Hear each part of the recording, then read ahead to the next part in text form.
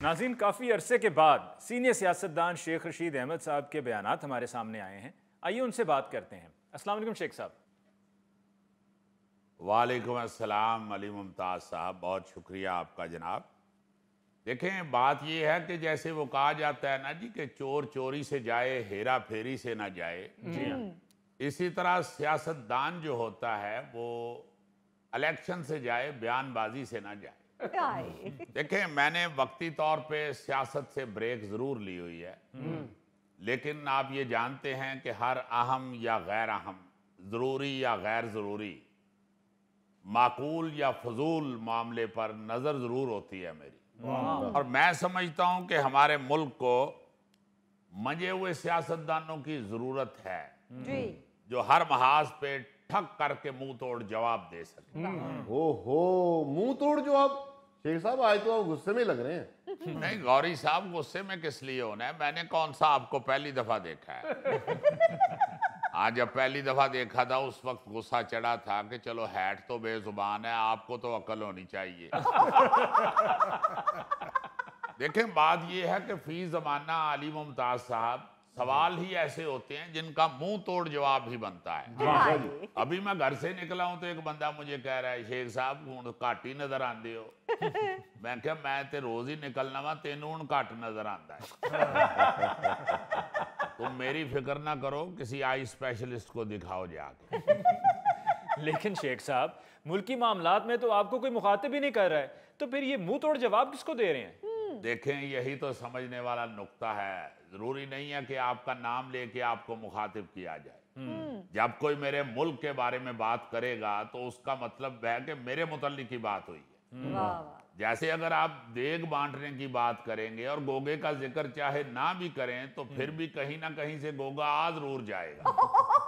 कहीं ना कहीं से आ नहीं जाएगा, ये वहां से जाएगा ही नहीं। ये बात है। इसी तरह आप समझ लें कि ये जो मोदी और उसके ये जो चंद जुनूनी वजीर मशीर हैं, उनको एक दफा फिर जो बयानबाजी की आखिर आई हुई है उसका तसल्ली बख्श जवाब देना बनता है। जितना इन लोगों का दिमाग खराब है, मुझे लगता है कि इन्हें एक और गोली की जरूरत है।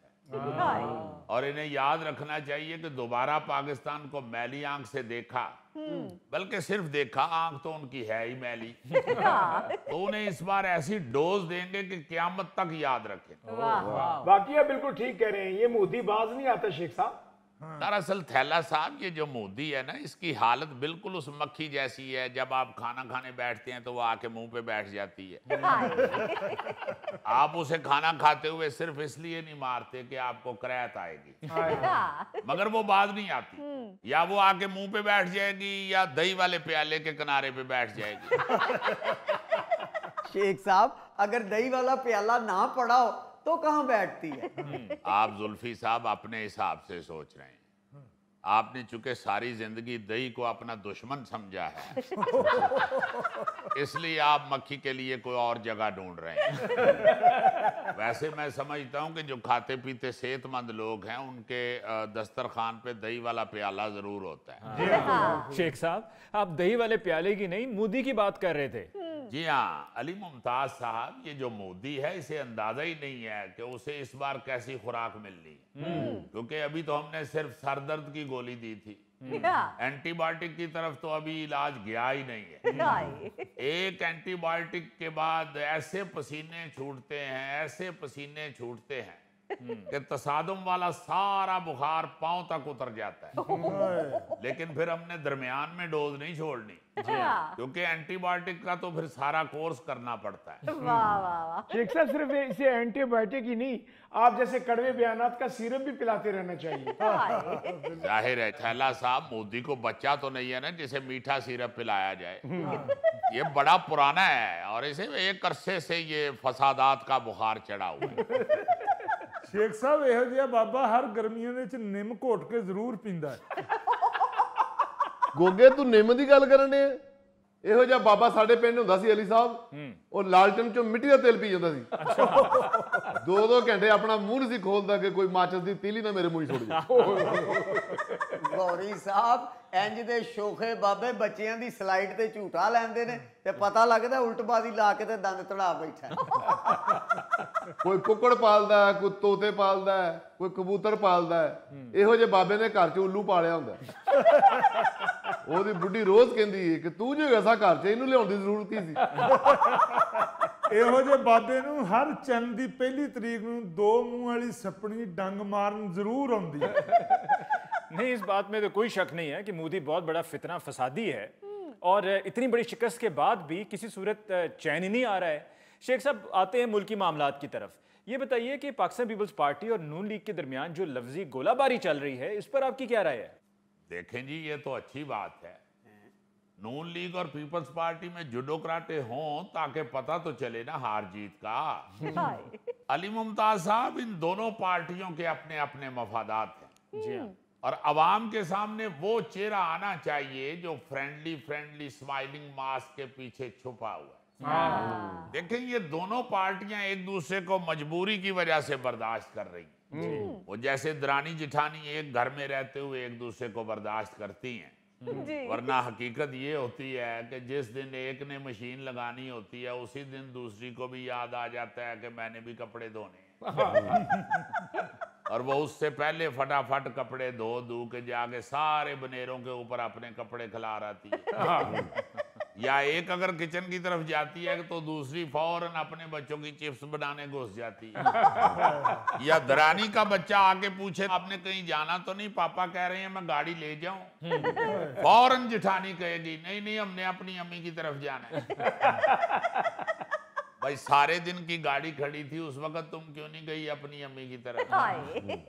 तो ये जो पीपल्स पार्टी और नून लीग है ना जी, ये भी बस एक घर में मजबूरी से रह रहे हैं।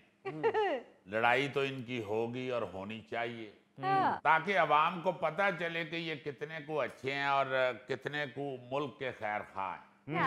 आप देखें ना कि सब अपने अपने सूबे का रोना रो रहे हैं, वफाक की आवाज ही कहीं से नजर नहीं आ रही। मैं तो किसी वक्त सोचता हूं कि पता नहीं कहां चले गए वो मंजे हुए और समझदार सियासतदान जो कोई एक लफ्ज भी ऐसा मुंह से नहीं निकालते थे जिससे सुबाई तासुब पैदा हो। बिल्कुल ठीक कह रहे हैं आप। अच्छा, ये तो बताइए कि सुनने में आया है कि आपको अडियाला जेल जाने से रोक दिया गया।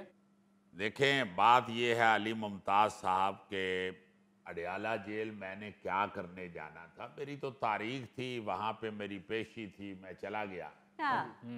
पहले SHO ने मुझे नाके पे रोका है। अच्छा। लेकिन बीइंग अ पाकिस्तानी मैं नाके से निकल आया। कि हम पाकिस्तानियों को नाके से निकलने का तजुर्बा तो है, बल्कि मेरा ये तजुर्बा तो जमाना तालिब इल्मी से है। मैं तो उस वक्त भी नाके से निकल जाता था जब गर्ल्स कॉलेज के दाएं बाएं नाका लगा होता। तो अब तो जिंदगी गुजर गई है और नाके और पुलिस की पकड़ दकड़ ये अब इतना तजुर्बा हो चुका है, अब तो मुझे ये नाके काके लगना शुरू हो गए। तो आपको जैसे मैंने बताया कि अडियाला जेल में मेरी पेशी थी, लेकिन इन्होंने मुझे उधर जाने से रोक लिया। और ऐसे भोले ये लोग हैं अली मुमताज साहब कि इन्हें ये मालूम नहीं कि रोका गया शेख और रोकी गई छींक बड़े खतरनाक हो जाते हैं। शेख साहब, आपकी एक वीडियो बड़ी वायरल हुई है, आप कंबल खरीद रहे हैं, क्या वो सर्दियों के लिए खरीद रहे हैं? जाहिर है सर्दियां आस्ते ही खरीदना सी यार, और मैं को गिला करके सिलेंडर दी अग बुझानी सी। वैसे शेख साहब, ये आपने कंबल खरीदने वाली वीडियो क्यों सोशल मीडिया पे अपलोड की हुई है? इसमें कौन सी कोई अनोखी बात है? देखें आप, अली